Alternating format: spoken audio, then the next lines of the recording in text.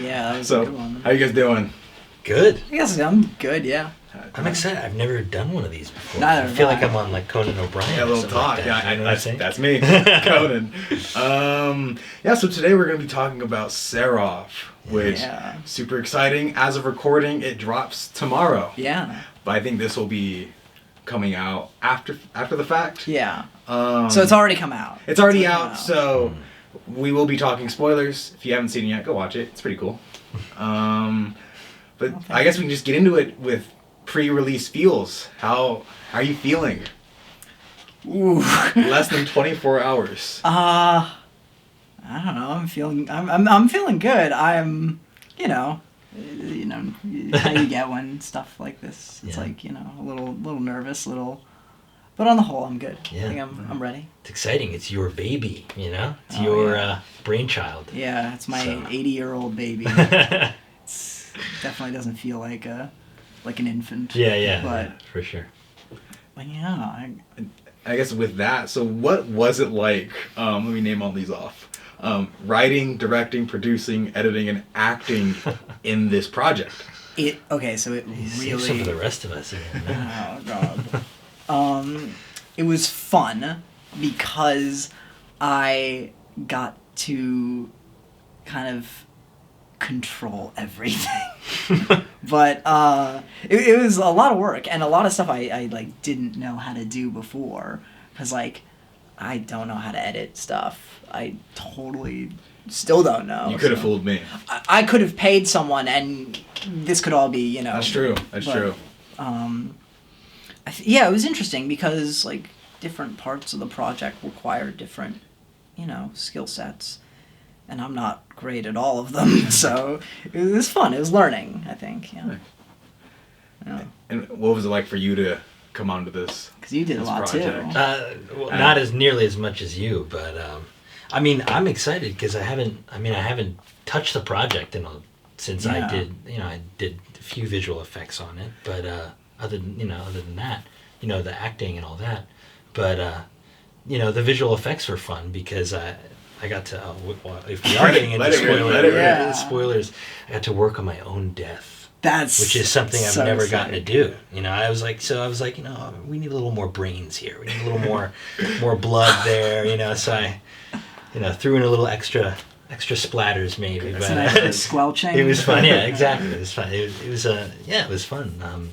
I actually showed an early version of that scene to a friend of mine who was in the military. And he looked at it and asked me how did you use the blanks and stuff, and I'm like, that's all in post. Wow. So that's a credit to you. Big compliments. Thank you. I'll take it.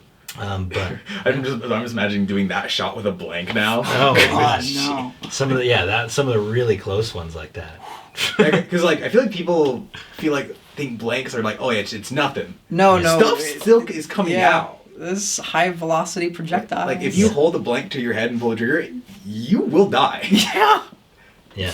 Well, I mean, what sold it is not only the post stuff, but the marriage of that with what we did on set with the lighting and it's really important to match those muzzle flashes and seeing the light go onto the actors, to marry that with the visual effects. That's the key to it. So. No, 'cause you really can tell when it's post lighting. Oh yeah. It just doesn't interact with the world the way it should. You I think you can get really close, but you can always tell when lighting is put in post. So I always and you know this, you've done VFX with us for a long time on DKs 2 and everything for all those muzzle shots we had Sam Keeney using the same trick we do to this day, and just really brings it all together. But yeah, he's an expert at it now. he is. He's our go-to muzzle flasher. yeah, right.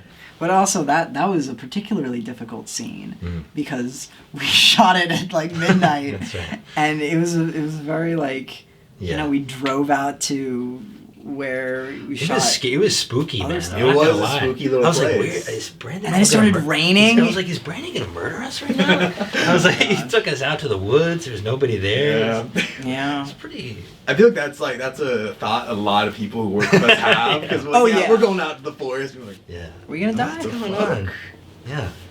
That's stuff. Yeah, that's a fear that. Yeah, but that was a wild one. I remember, because I had to kneel down and stuff like that on my bare knees. Like my knees were like cut up for a week after that. But, hey, it was fun. Yeah. We talked about your visual effects work, but also your acting in that scene. Both of your acting in that scene was like that was what, day 2 or something of the shoot. Was it? I remember being very early. Yeah, I think so. Just with that scene alone, I was like, this movie's gonna be fucking insane. Yeah. Oh my god. It was a really fun, and it was so fun because like looking at you. Yeah. And like it's just the fun part of feeling like you're in the moment and then letting stuff go. Oh yeah. Yeah, that was a good one. Yeah. So shout out Rhett Huey, Boris. Yeah, that's right. Boris. Oh gosh, yeah. Yeah. Oh, Boris. So rounding back to an earlier question about the many roles that you took on this project, how did you balance those? Oh, I didn't. I did them one at a time. So like when I wrote the thing, I was all writing, and it was very like a one-track thing, and then acting and directing, that was the tough, maybe one of the toughest ones because I had to like split my brain.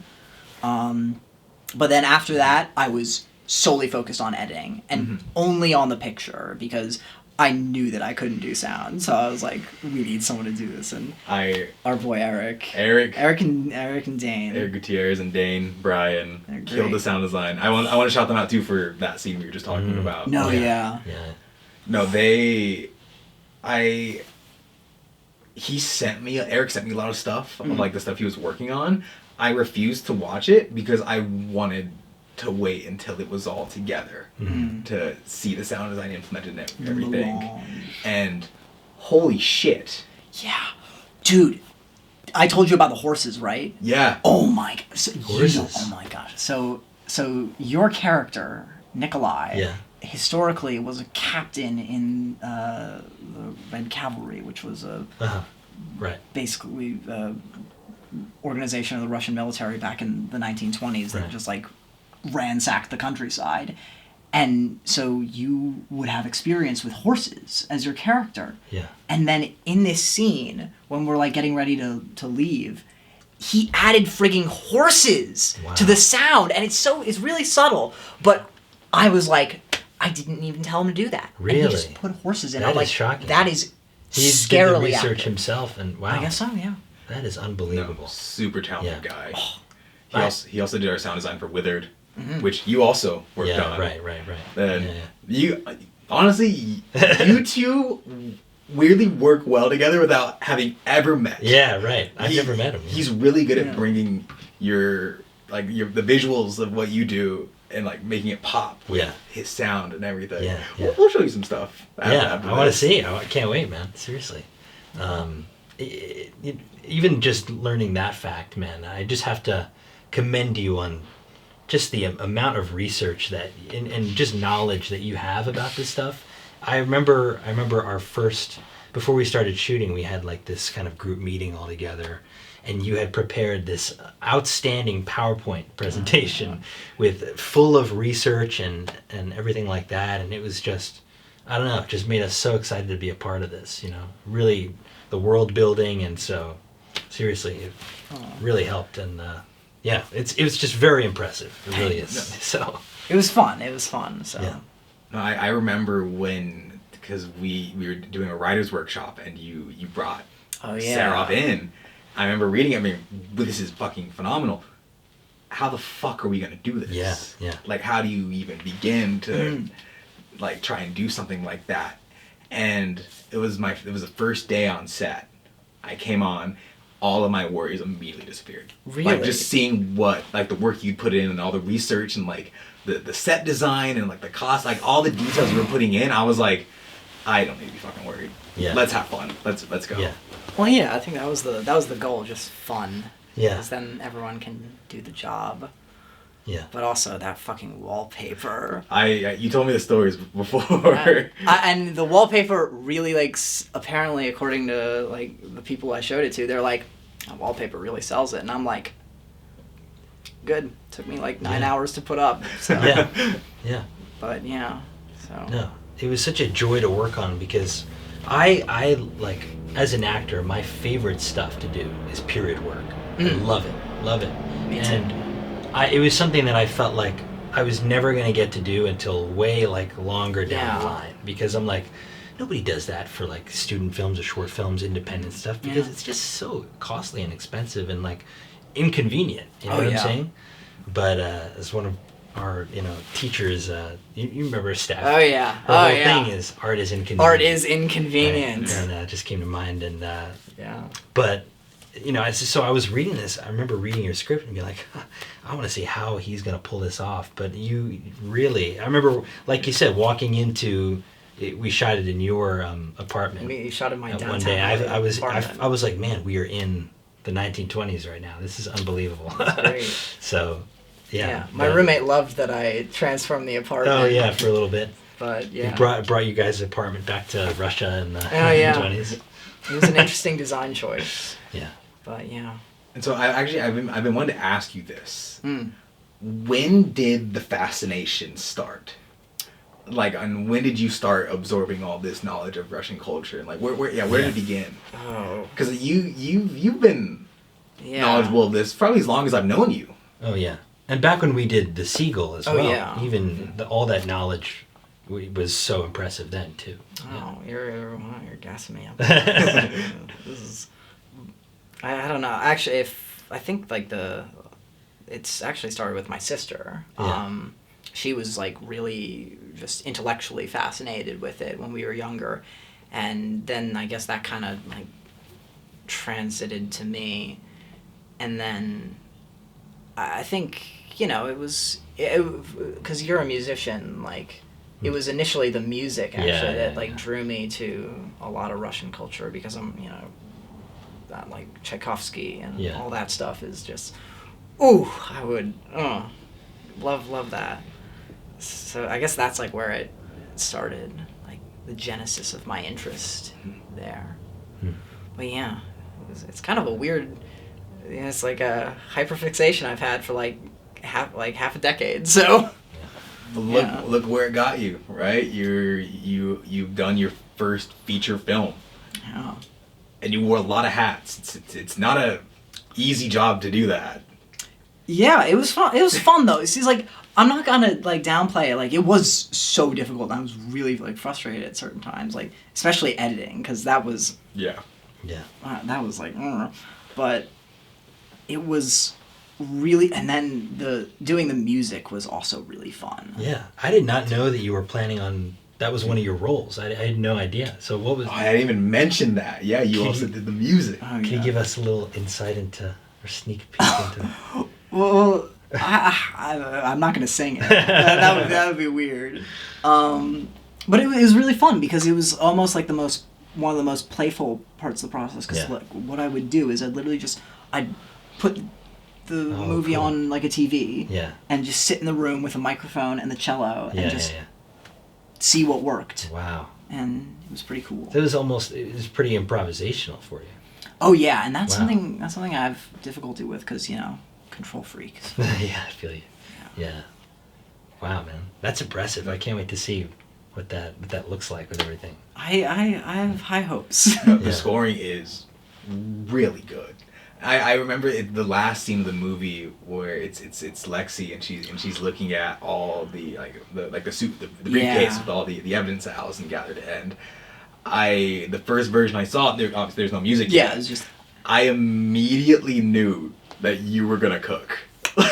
like just seeing that this whole section was silent, I was like, he's gonna go crazy. Like this is gonna. I'm very excited to see this when it's finished, and I was not disappointed whenever I did finally see it with music.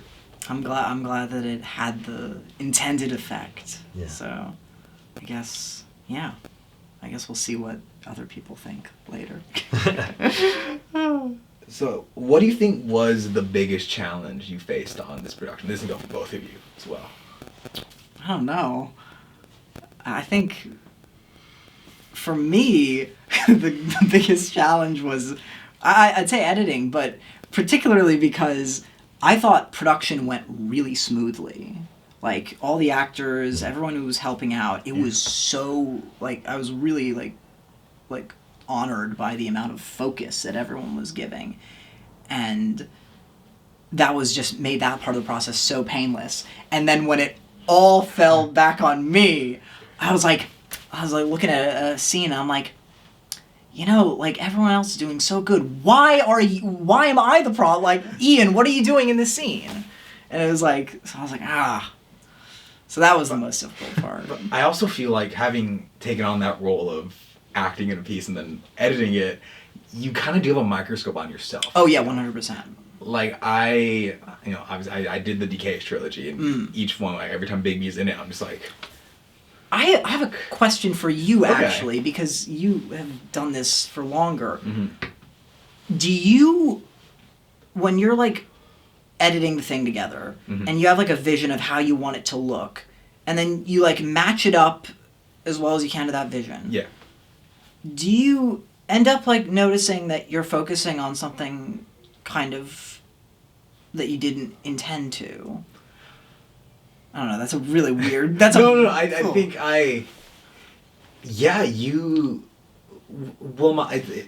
there's 3 productions, right? There's the one you write, there's the one you shoot, and then there's the one you edit. Mm-hmm. Each one is so different, and I think honestly it's a shout out to the actors. Whenever I am editing and I find myself focusing on something I didn't on the day, it's usually something they're doing.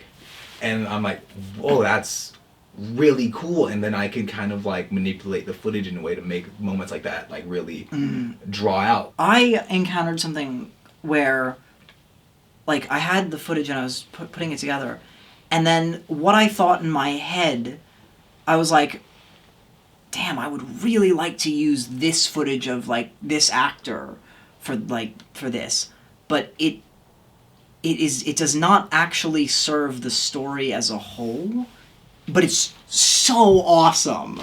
And it's like, I have to like, what did they say, you know, like kill your babies or whatever. Kill your lovelies, you know, yeah. I had to do a lot of that.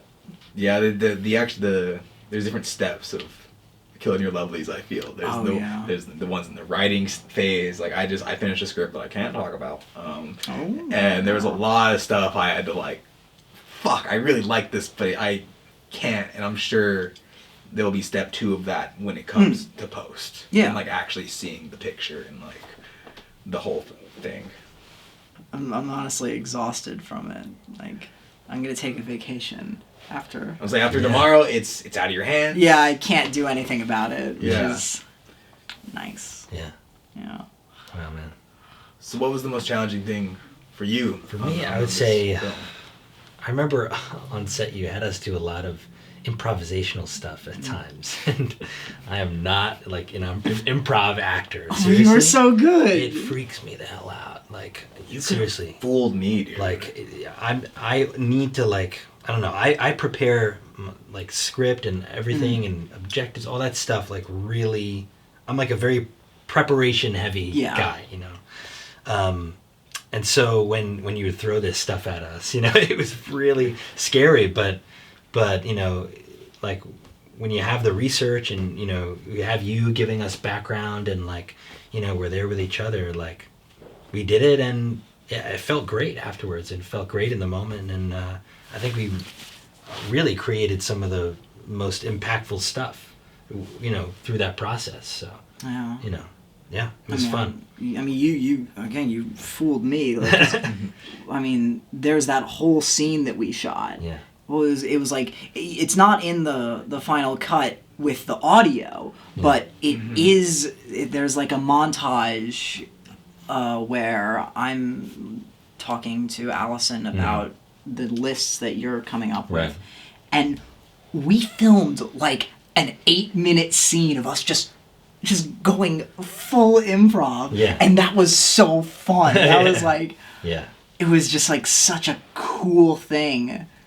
Yeah. To watch that and to like, because you didn't know what was going to happen. Yeah. Oh, yeah. I was like, oh. Can I also point out that was the first day of production? That was the first day, yeah. And you guys did that. Second, can we put that clip on the website? Oh, yeah, sure.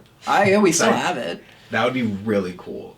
Yeah, we can. Because, like, I remember shooting at the moment, but you told me roughly the plan. You're like, I'm probably not going to use much of this audio. I was like, fuck, dude, this is a really good scene. Yeah. And, no, I'm very interested to pull that up after this. Yeah. I mean, it was fun because, I mean, Johnny and I have worked together before, so it was like, it was a very comfortable, at least for me, it felt very easy, even though the situation was very tense. Definitely. We should also see about putting some of the other improv moments, because I think, what was it, the next day when I was shooting with Ronnie, there was this whole, like, 5 minutes of just dinner talking at the dinner table. Oh, wow. That just, we knew it was never going to be in the final thing, but I just, we were having a good time and just, building the characters and that was fun. So how we ended up shooting it was super interesting to me because it was almost like in chapters.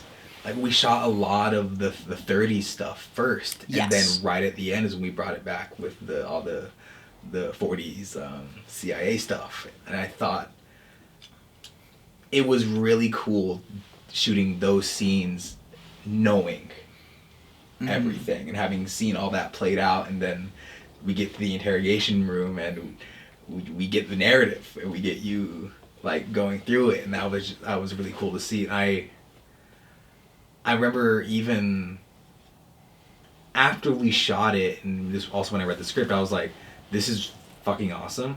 I'm a little worried about, is it going to make sense? Are people going to get it? Yeah. But after seeing the first cut, I was like, we're good. Like you crafted such like an intricate but so digestible story. That's good. And I commend you for that. I have a lot of trouble like lore spitting, as I call it, in my scripts. Oh, but that's the most fun. It's know. So fun to just spend 10 minutes talking about something you're like super interested in, and like, it doesn't actually move the plot forward. But I found a way where I could kind of cheat because the whole plot is about the lore. So, yeah. So what made you want to make this movie? So when I was doing Describe the Night, which is a play that is really good, and I was actually playing your character, I was playing Nikolai, I was doing research for that character, and because, it takes place in Russia in the 1940s, I read this massive biography of Stalin. As you do. Yeah, as you do. And there was this footnote at the, totally at the bottom of the page, because what happened, very famously, Nikolai Yezhov was erased from Soviet history. There's, a very famous photo of Stalin and Nikolai, and then after Nikolai was executed, they essentially erased him from the photo. And, there was this footnote that said, in some versions of this story, Nikolai Yezhov is killed by I.V. Serov. And that's the only time this person is ever mentioned in the entire biography. And so I was like, okay, who's this guy? And it turns out that there might have been a typo or something, because I could not find I.V. Serov anywhere. I did, however, find Ivan Alexandrovich Serov, who was the first chairman of the KGB. So I was like, if these are the same people, that's wild that he was involved with that. So that was the genesis of this project. It was a footnote in a Stalin biography. That's really cool. Wow. Hey, some people call it cool. Fantastic. I glossed over those, I gotta tell you. But so I wouldn't have had a movie on my hands like you. That's fantastic. It was, we get obsessed with weird stuff. Yeah. Yeah. That's how that happens. That's amazing. Yeah. going off of that, what are some other weird obsessions you guys have? Too many. I'm weird, so I have a lot of those. I think of mine. I really like Tetris. Okay. But that's also a Russian invention, so we don't need to talk about that. Is it actually? Yeah, it was invented by Alexei Pajitnov in a Soviet lab, and I've played so much Tetris, so I think it's fun. That's mine. On the opposite side of that, I've been playing a lot of this game called Crashy Cats, which goes pretty hard. You're a cat. You're jumping through an endless like house, and you're just destroying stuff. Oh, that's cool. Yeah, I play way too much of it, especially when I'm not sober. Oh, that's always. It's a go-to. It's a all right. Yeah. Brandon, what are you doing? It's the non-verbal thing. Oh yeah, you freeze up and just. Yeah.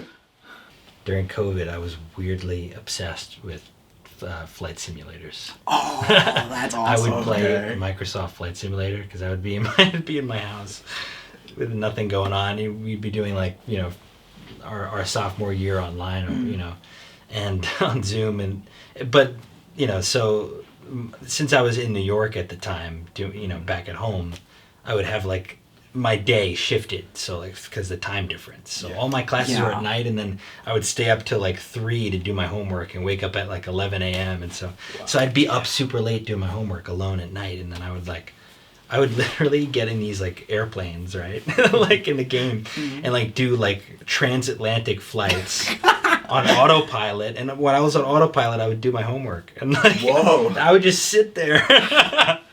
Are the flights in game like accurate to how long they would take? Yes, they are, because they go off of Bing Maps, like Google Maps, basically. Wow. And so it's like geographically accurate.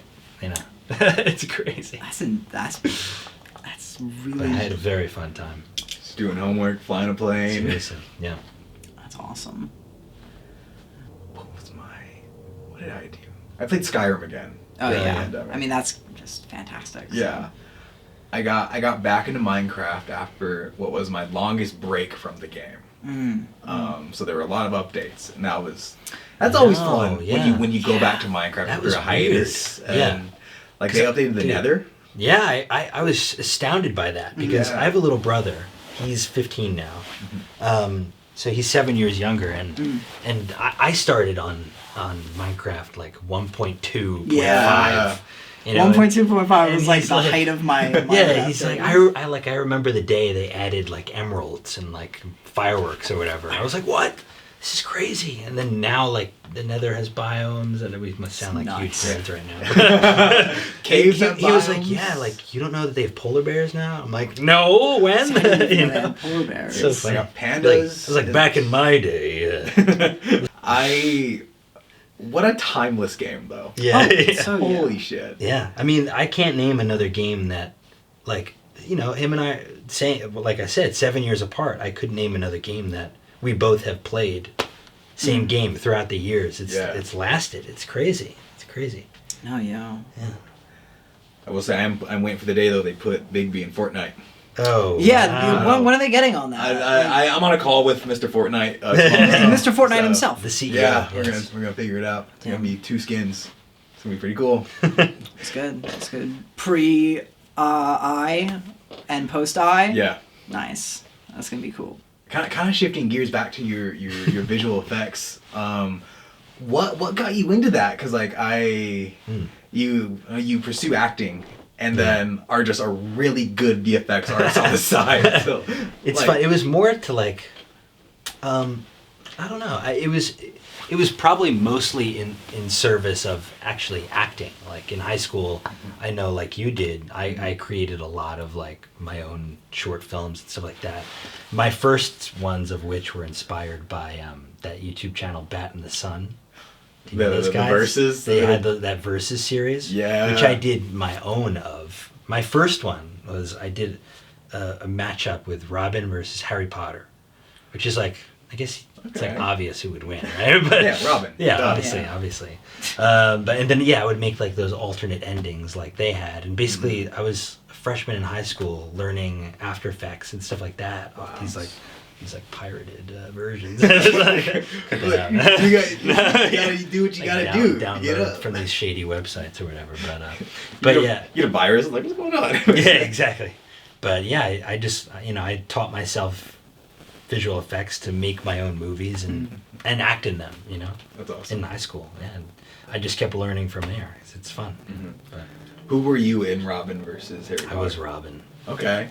So at least I got to make an alternate ending. Where I kicked ass. But yeah, I remember the one you told me about, like back when we first met freshman year. It was Palpatine versus Doctor Strange. Yeah, that's it. I did. That never released, unfortunately. I have like clips of it, just because those are two pretty visual effects heavy characters, and I really made it chock full of that, and it was just me. And so I did like 75% of it visual effects wise, and I was like, it's too much. Yeah, it's true. I was like, this is not gonna see the light of day. But yeah. I remember freshman year when SDA brought us all the freshmen into the Bing Theater. Yeah. And they showed all the photos people sent in over the summer, because they sent us something. What was the prompt? It was like, what did you do this summer? Like attach a photo. Blah blah blah. And I was like, okay. Yeah. And then as soon as like the first one came up, like on the big screen, I was like, fuck. You didn't understand the assignment. I remember your photo was the screenshot of the Palpatine. Force lightning. Yeah. Yeah, that's funny. I haven't thought about that in years. That's funny, man. Yeah. Everybody else is like, oh, this is wacko over here. But you and I were like, yeah, no, this is sick. There it is. Yeah. Ian, do you remember Gravsley? Yeah, I remember it. I remember it fondly. Yeah, that was a fun time. That was your first SDP, right? Yeah, that was the first one. Well, what was it like coming on that way back when? That was that was interesting because I still think I'm not like an expert now, but like I still think that was like me very, very green as an actor, and like not really knowing what to do. And also I was kind of just dumbfounded by all the pretty nature.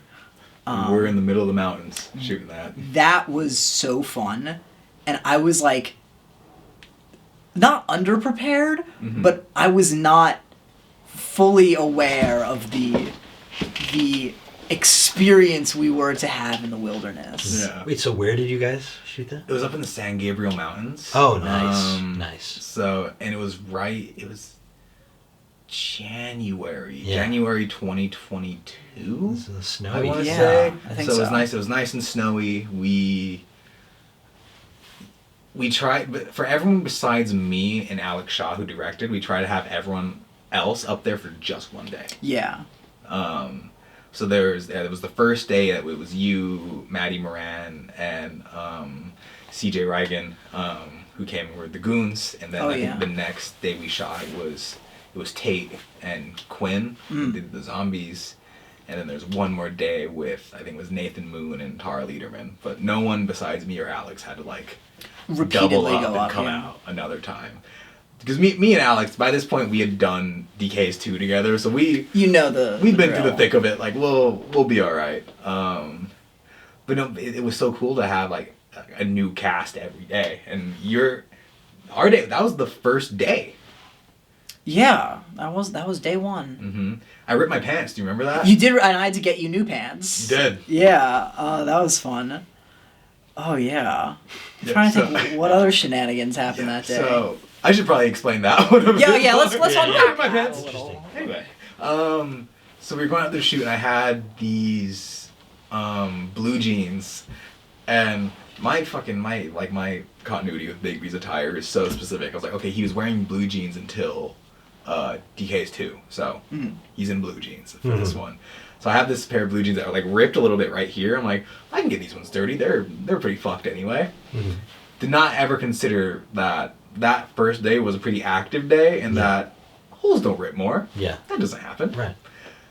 First physical thing I had to do and it ripped like down like mid thigh. Oh no. I was like, oh fuck. And it's like Maddie Brown like tackled me in the snow or some shit. And so they're like, all right, fuck, maybe we'll be all right. We just hide it. I'm wearing blue shorts anyway, so they kind of blend together. Yeah. But then on the walk to where we shot everything else, it just ripped more.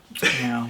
Or like the walk back from that. And I was like, we need something You're else. so covering this up, so we went into town, went to Wrightwood, California, little ski town. So they only have ski pants, which, aren't cheap.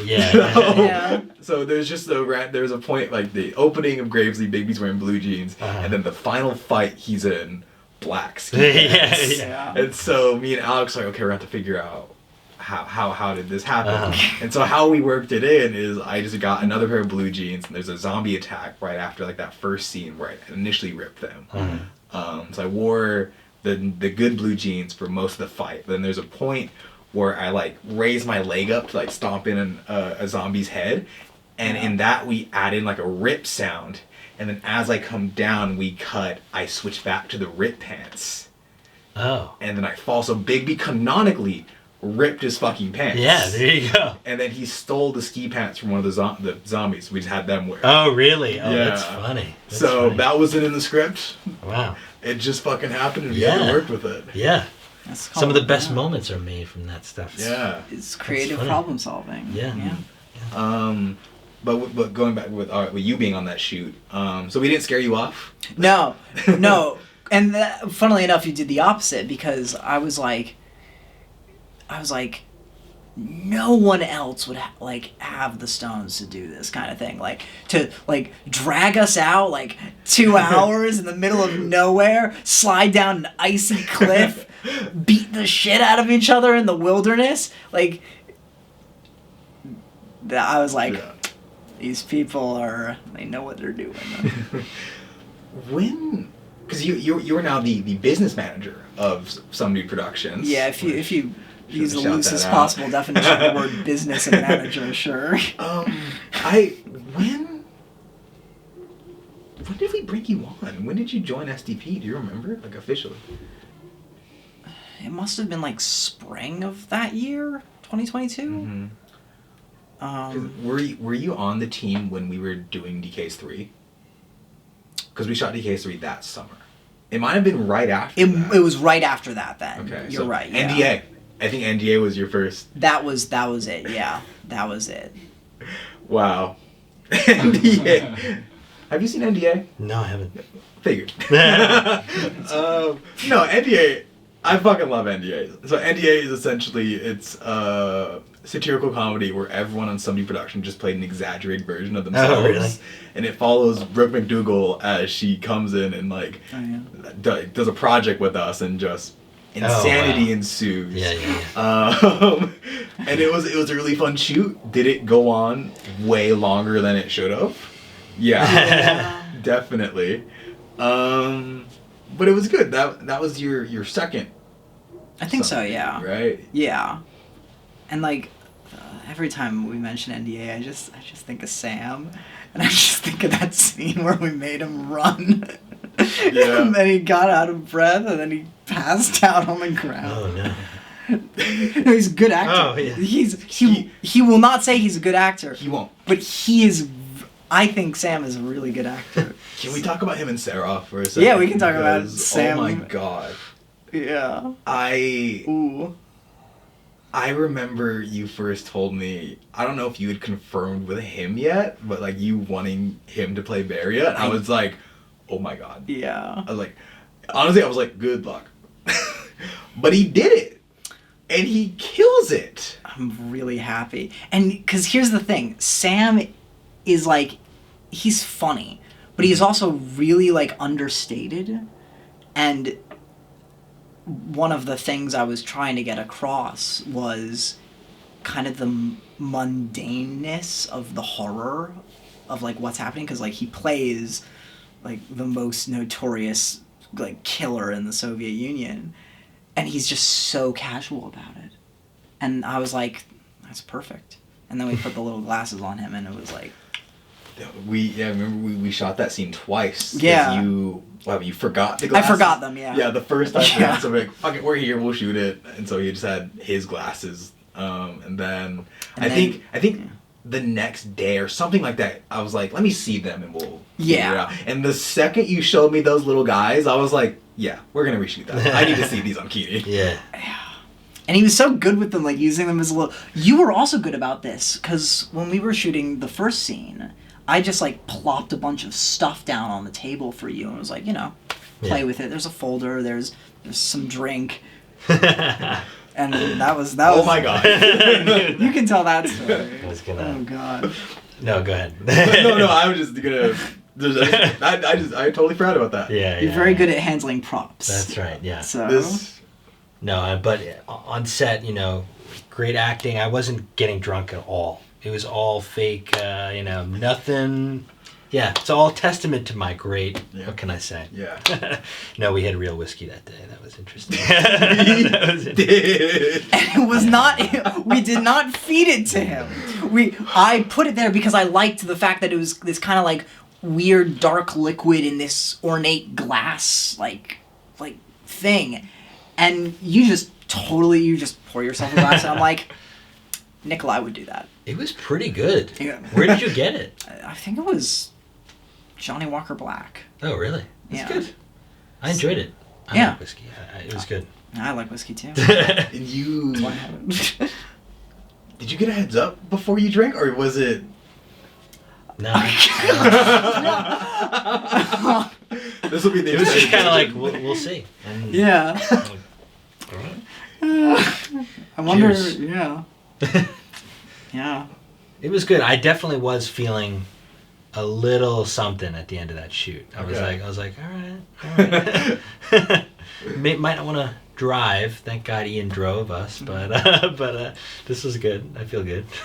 Nice. Yeah. I felt a little warm, maybe. Yeah, a little flush in the cheeks. Exactly. Yeah. Wait, so you did that whole improv scene? Was that the same? That was the same day. Yeah. Whoa, dude! I think we shot that scene. That was the last. That was the last thing we shot that day. Yeah.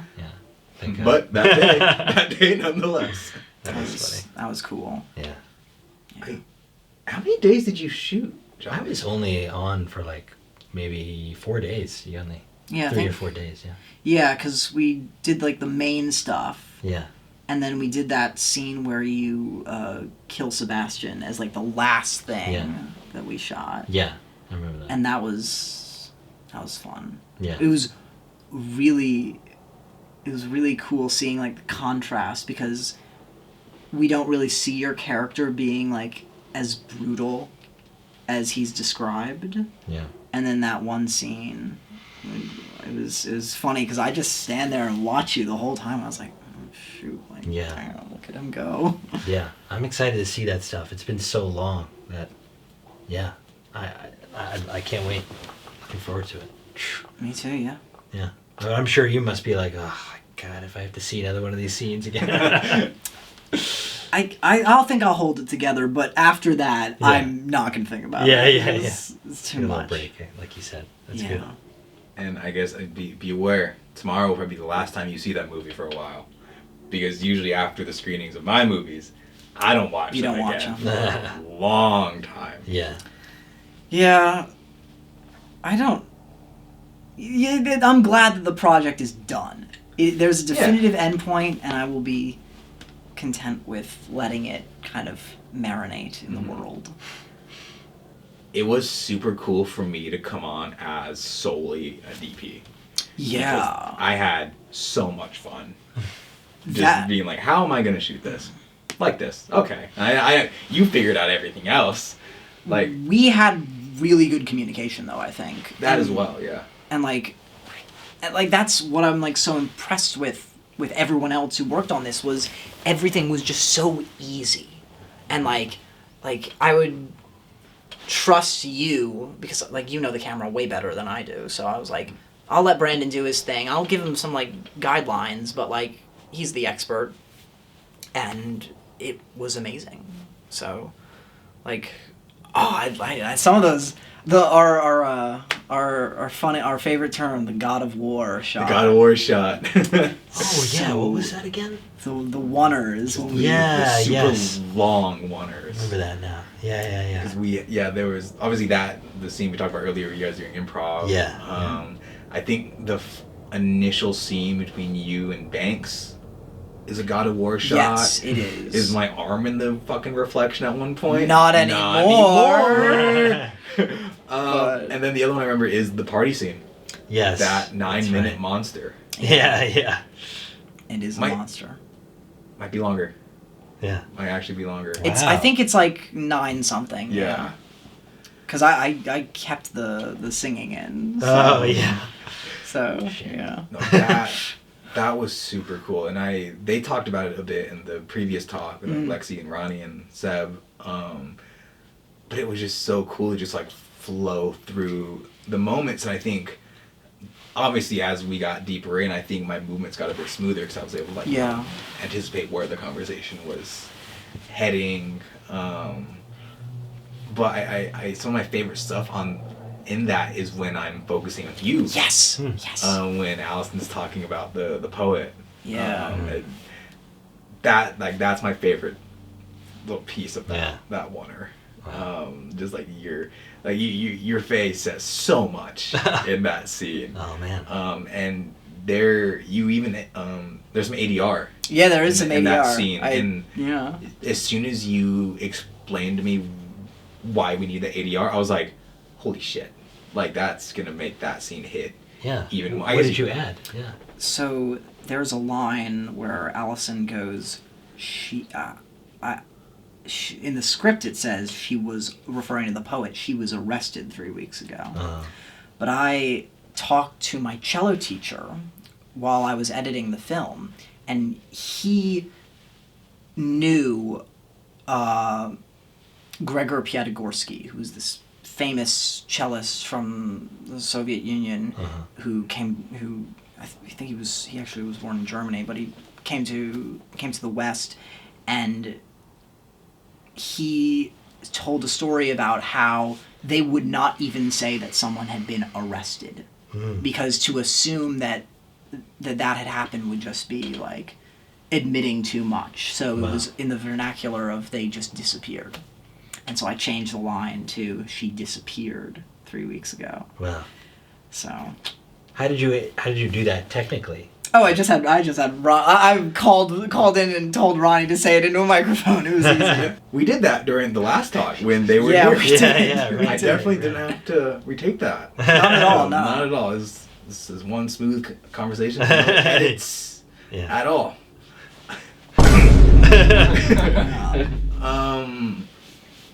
I kind of want to take a moment to talk about specifically your acting in this. We don't need to talk about that. No, because you did so much. I think it can be easy to gloss over that factor. But you were the titular character. Yeah. You know what was your process like approaching this character? So, I mean, you and I are very similar in that we do a lot of like prep, and that's like something that I really relied on, because by the time we were shooting, I wasn't thinking about acting anymore, because I had just kind of done the work and was kind of just letting it all happen. I have a very Byzantine and weird process that involves like writing out the script many times or stuff like that. But honestly, it was so easy, and that's the thing, because like the best thing is just to like look at somebody and like kind of feel like what they're feeling in the moment, and that was like the most useful thing in the world, and that's a testament to all the other actors on the project, because it was very everyone had really good chemistry working together. It was very fun. But yeah.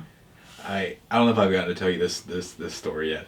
I, for the first while, forgot I was in the movie. Oh yeah, you are in the movie. Are you really? I am. I'm in the Hawkins. You're the CIA. Oh, cool, Yeah. cool. I didn't know that. Like, I think it was the first time I was watching it to give notes, and like it was like right after the opening scene. I round the corner. I was like, Right. I'm in this. Yeah. Holy shit.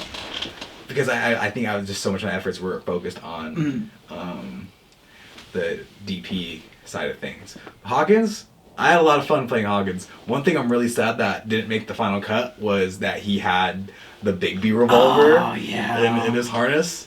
I think we shot a scene that ended up getting cut, so it didn't work, right? Yeah.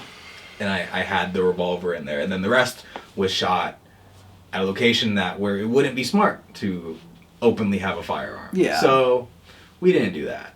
Yeah, which was good on us. Yeah. But it was interesting because the characters that like don't have as much screen time, I almost felt like a responsibility to like really take care of them, and like especially in the party scene. Yeah. Because there's a lot of just people there who, like, you see them, and then like you kind of just don't realize what's happening, and what's happening is like there's slowly less and less people at the party, and there's like slowly like the general's gone, and then the ex-police chief is gone, and then finally it's just kind of this core group, and then after that they never see each other again. Yeah. So, but it was like those people were so fun to interact with because they really filled out the world, and like they felt like people, especially Cam, because the thing is, originally Gorky did not have any lines because I but then Cam said, I really want to play Gorky, and I was like, shoot, I gotta write him some lines, because he looks, I mean, Gorky was dead at the time of filming, but like he really does look like Gorky because he had the mustache and the hair. Oh, it was. I'm glad we got that. Yeah. Johnny, what was your process like approaching Nikolai as an actor? Oh man. Well, I haven't had a lot of chances to play real people. You know what I'm saying? But it was interesting in the research because, like you said, he was quite erased. You know? Oh yeah. So it was. I mean, there was of course a lot of stuff, but not a ton. You know what I'm saying? It was very. It was very interesting in that way. I've never had to do that before.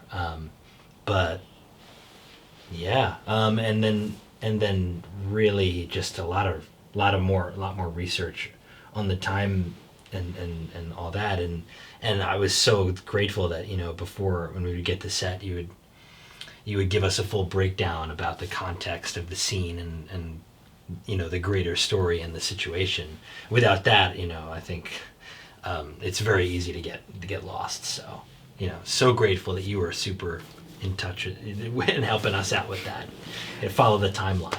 Because, I mean, you said it earlier, it's like one of the challenges of period pieces. Yeah. It's like it's such a specific time. And of course, you can't get everything right. But, you try.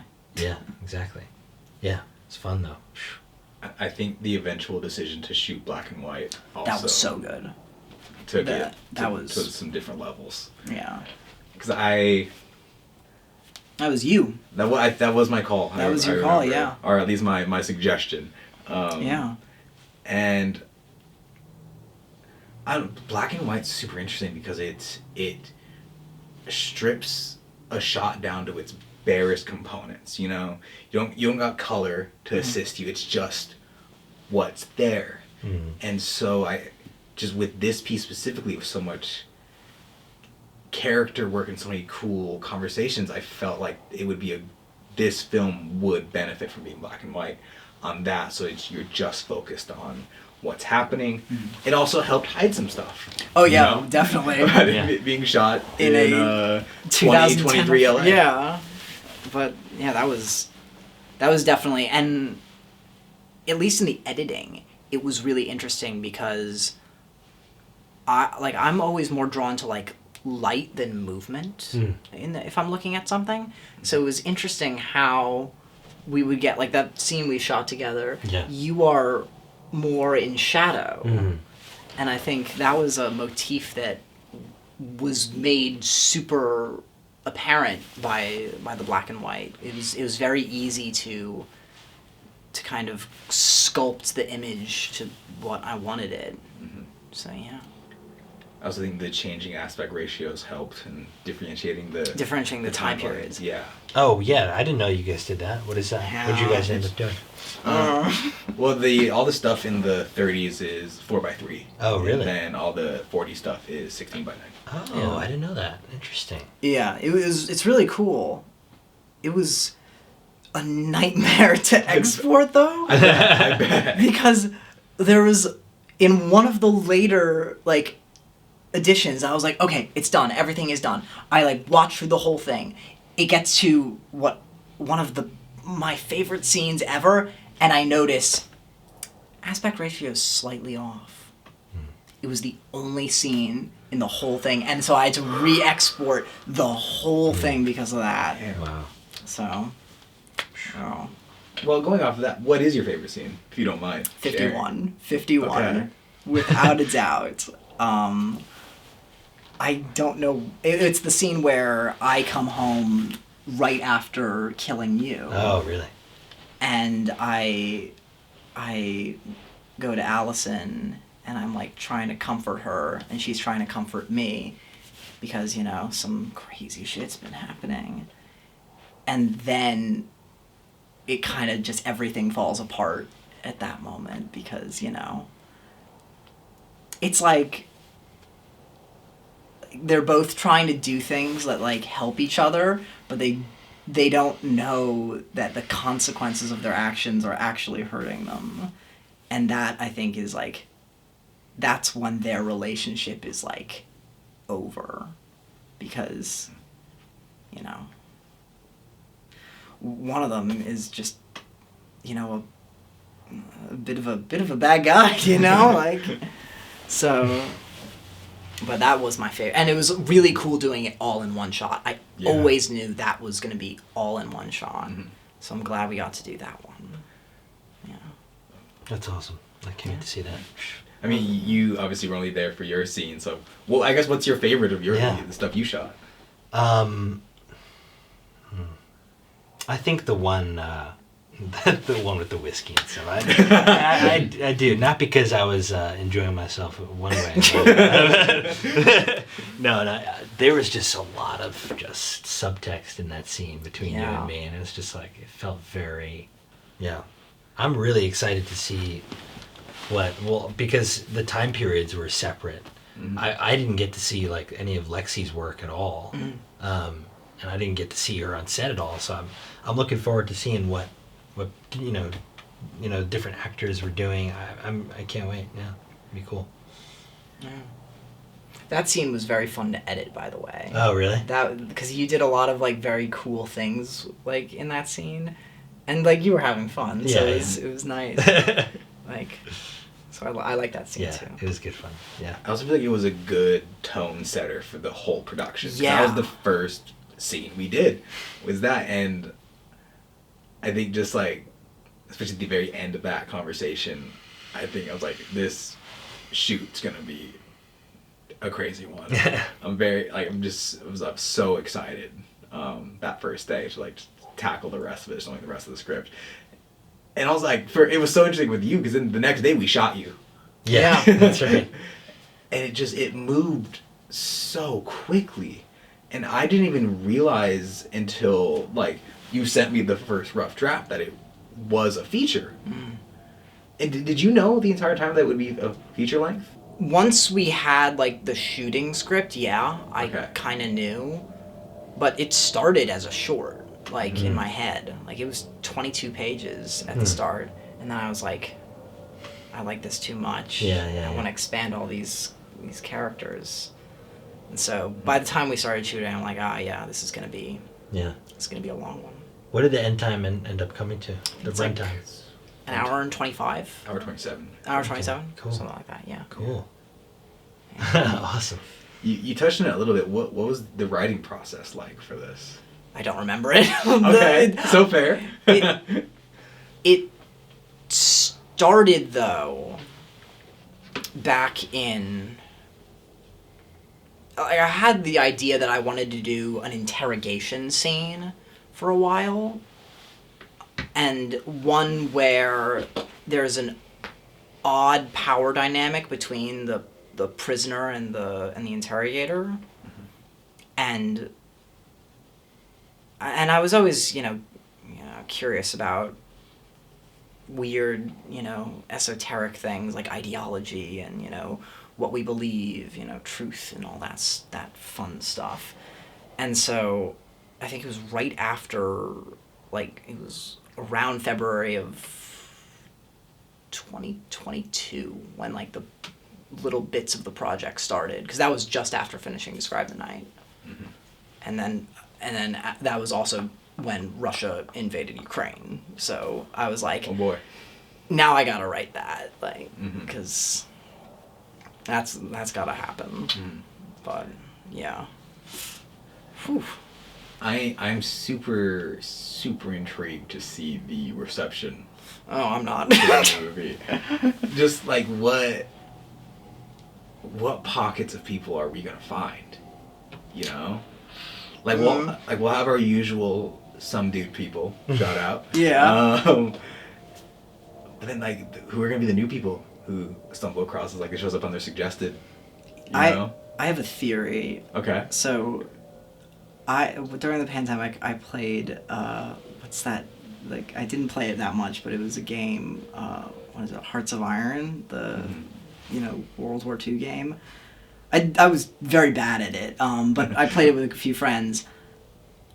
I have recently learned that you can actually play as Ian Serov in that game. No way. Like, you can like have him as like a character in the game, okay. which is like really weird and like, because obviously there's differences between the character and the real person. Like, he was very different. But I wonder if anyone who plays that game is going to be interested in this historical fan fiction. So, actually, I really don't want to ask this for myself, but also I think a lot of people would be interested by this. How... It's based on a true story. How much? Like, where specifically were the liberties you took in telling this story? So, the central, like, event that I based this on was the death of Nikolai Yezhov. And that is about as true as it can be. That's like the kind of nugget at the center of this whole thing. There was obviously a lot of like the individual events. Like, there was like, obviously, I didn't, read, someone blackmailed someone with a suitcase or something like that. Yeah. But a lot of the betrayals and that kind of thing was, especially with how Lavrenti Beria kind of orchestrated the downfall of his superior, essentially. Like, a lot of the bigger political things are pretty accurate, but the personal relationships are very, very, very different than how they were in real life. I mean, it's interesting, like, the historical Ivan Serov was described as like a kind of a brute. Okay. And like, try as I might, I'm a little fruity, so it's not gonna work. So I, those kind of things I changed, but I wanted to keep the central historical events kind of grounded.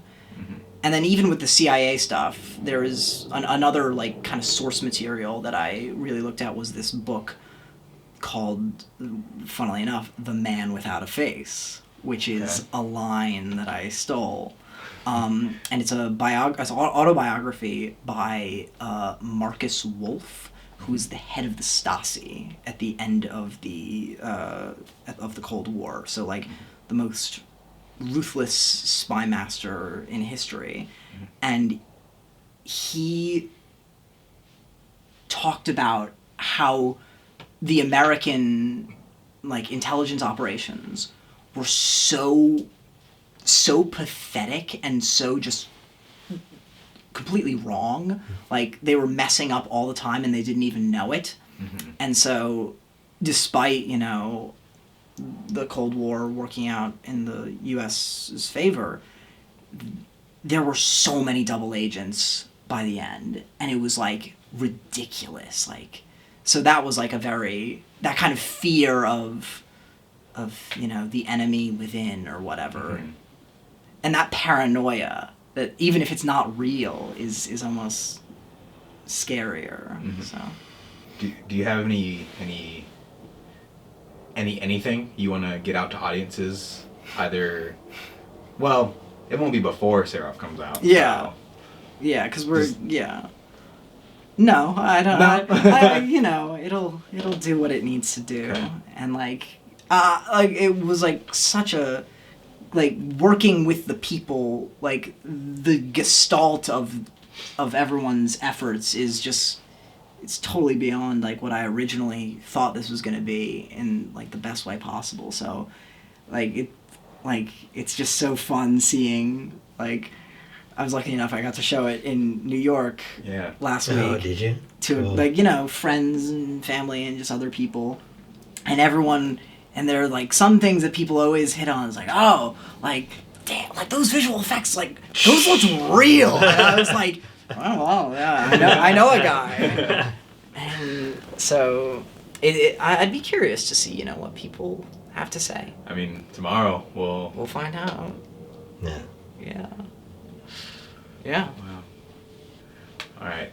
I think I got one final question. And it's a big one. Mm-hmm. Oh. What's our favorite Halo? Oh. Oh. This is a tough one. I've never played Halo. Sorry, guys. Oh, man. We're going to fix that. Yeah. The Serov after party is just a Halo tournament. Right. When I was in high school, okay. I was not popular. but I Welcome to the did club. have a lot of friends who liked Halo. Yeah. So, of course, what we do is 8v8 LAN party at my house. So we got to do that with you now. All right. Serov cast. Serov cast plays Halo. Were we talking campaign or overall? Just overall.